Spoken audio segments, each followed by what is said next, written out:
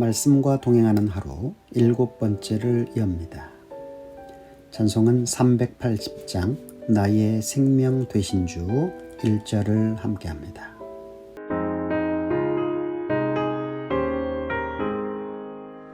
나의 생명 되신 주 주님 앞에 나아갑니다. 주의 흘린 보혈로 정케 하사 받아주소서. 날마다 주를 찬송하겠네. 주의 사랑 줄로서 나를 굳게 잡아매소서. 오늘 말씀은 시편 7편입니다. 여호와 내 하나님이여, 내가 주께 피하오니 나를 쫓아오는 모든 자들에게서 나를 구원하여 내소서. 건져낼 자가 없으면 그들이 사자같이 나를 찢고 뜯을까 하나이다. 여호와 내 하나님이여, 내가 이런 일을 행하였거나 내 손에 죄악이 있거나 화친한 자를 악으로 갚았거나 내 대적에게서 까닭 없이 빼앗았거든 원수가 나의 영혼을 쫓아 잡아 내 생명을 땅에 짓밟게 하고 내 영광을 먼지 속에 살게 하소서. 여호와여, 진노로 일어나사 내 대적들의 도를 막으시며 나를 위하여 깨소서. 주께서 심판을 명령하셨나이다. 민족들의 모임이 주를 두르게 하시고 그 위 높은 자리에 돌아오소서. 여호와께서 만민에게 심판을 행하시오니 여호와여, 나의 의와 나의 성실함을 따라 나를 심판하소서. 악인의 악을 끊고 의인을 세우소서. 의로우신 하나님이 사람의 마음과 양심을 감찰하시나이다.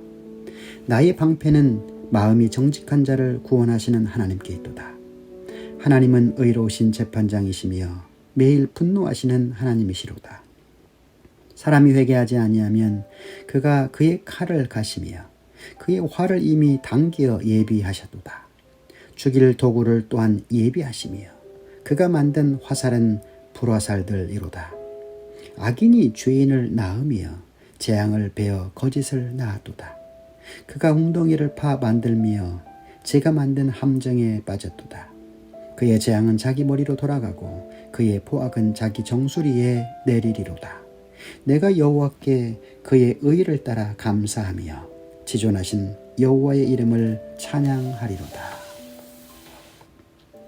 오늘 본문 위에 다음과 같은 글이 있습니다.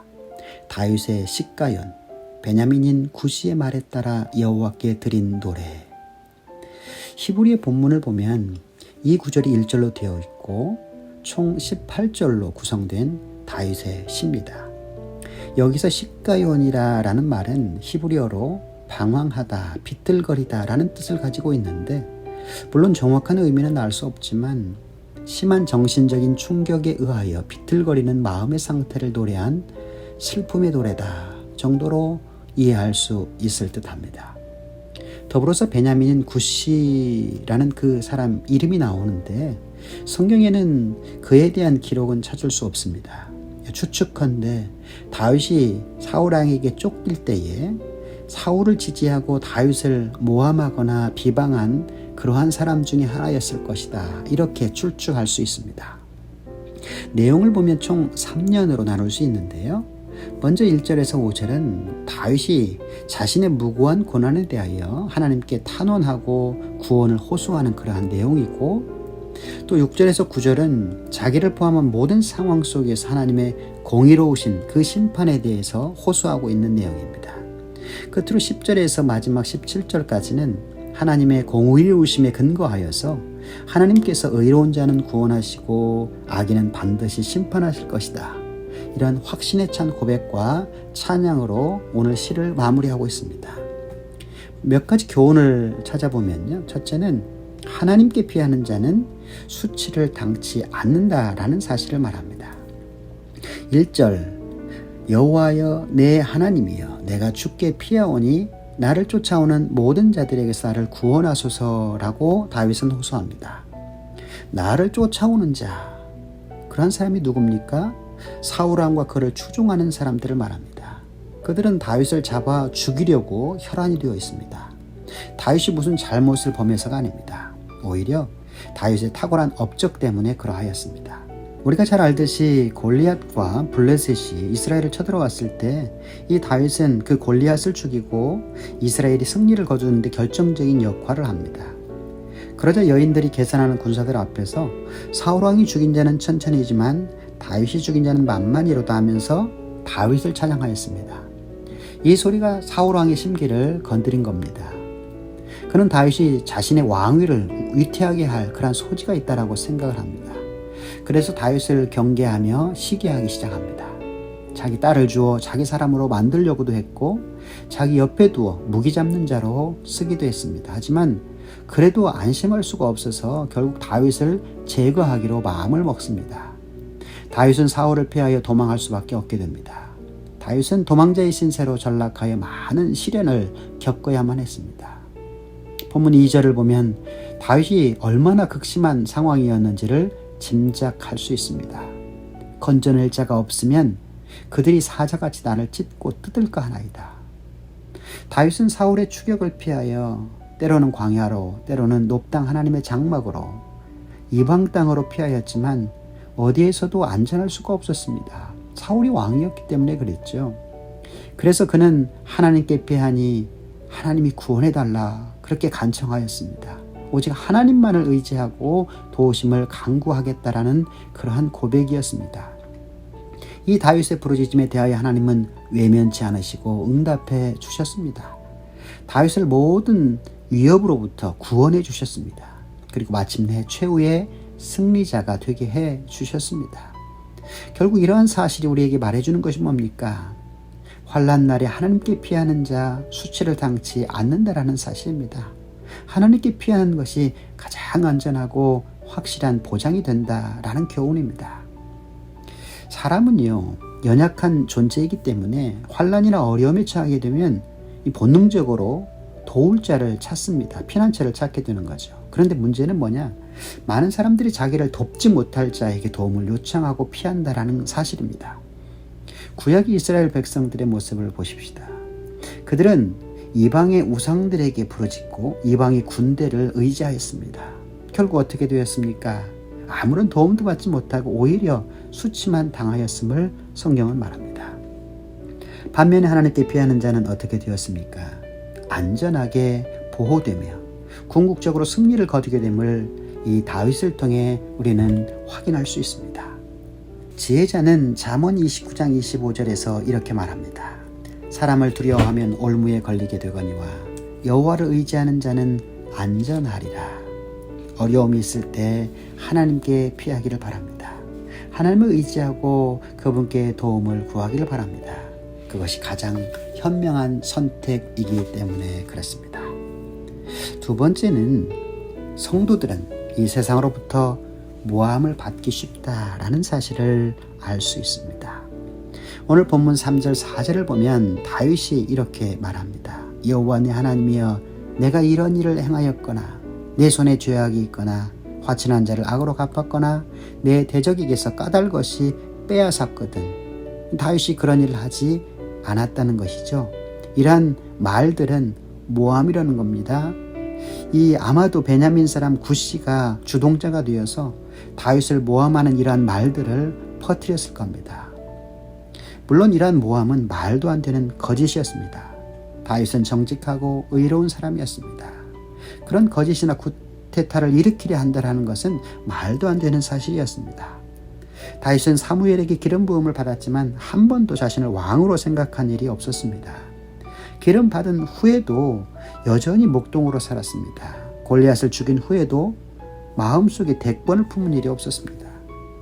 만약 그런 마음을 품었더라면 우리가 잘 알듯이 사울 왕에게 쫓겨 도망 다닐 때 그 사울을 죽일 수 있는 기회가 2번이나 있었지만 다윗은 그가 하나님의 기름 부음 받은 자다 해서 죽이지 않은 사실로도 충분히 확인할 수 있습니다. 이처럼 다윗은 의로운 자였지만 대적들에게 터무니없는 모함을 받았습니다. 그들은 다윗에 대하여 괜한 경쟁의식을 갖고 그를 시기하여 다윗을 모함하며 죽이려 했습니다. 우리 그리스도인들도 때로는 세상으로부터 갖가지 모함을 받기 쉽다라는 사실입니다. 우리가 특별한 잘못을 범해서가 아닙니다. 세상은 본질적으로 악하기 때문에 그리스도인들을 모함합니다. 창세기에 보면 의로웠던 사람 요셉이 보디발의 아내에게 터무니없는 모함을 받은 그러한 모습을 보면 알 수 있습니다. 교회사적으로도 봐도 초대교회 당시 세상은 교회의 성찬식을 두고 교회가 인육을 먹는 미개한 종교 집단이다 라고 모함했습니다. 성도 간의 거룩한 입맞춤을 성적 방탕으로 모함하기도 했습니다. 우리나라에도 제사 문제로 인해서 기독교는 부모에 대한 효를 하지 않는 그러한 종교다. 교회에 가면 눈 감으라 해놓고 신발 훔쳐간다라는 그러한 말들로 교회를 모함하기도 했습니다. 예수님께서 마태복음 10장에 이렇게 말씀하십니다. 또 너희가 내 이름으로 말미암아 모든 사람에게 미움을 받을 것이나 끝까지 견디는 자는 구원을 얻으리라.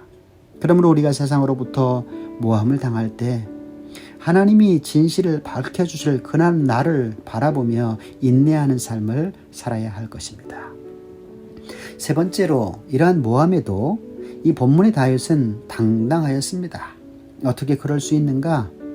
하나님의 심판의 날이 임하는 날에 정의와 불의가 판가름 나게 된다는 사실을 다윗은 분명 알고 있었습니다. 결국 선이 승리한다라는 사실을 알고 있었던 것이죠.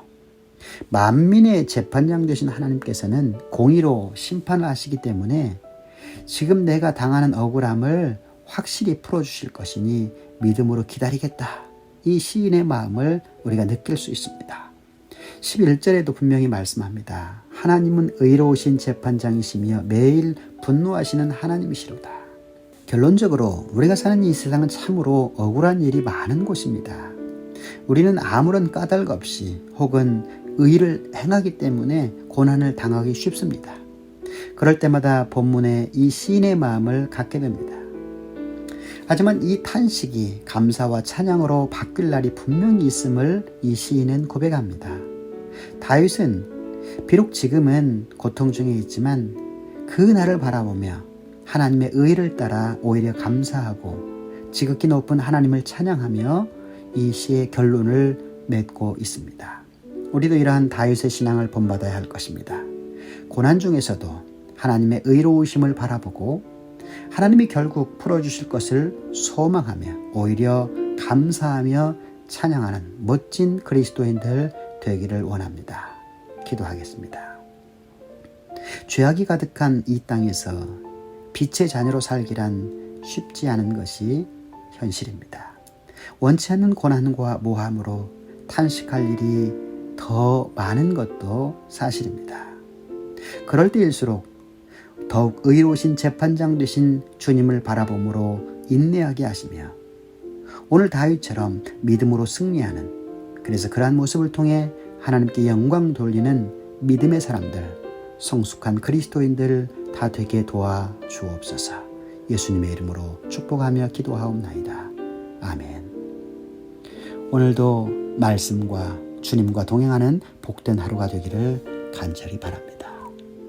괴로운 세상 지낼 때 나를 인도하여 주소서. 주를 믿고 나가면 나의 길을 잃지 않겠네. 날마다 주를 찬송하겠네. 주의 사랑 줄로서 나를 굳게 잡아매소서.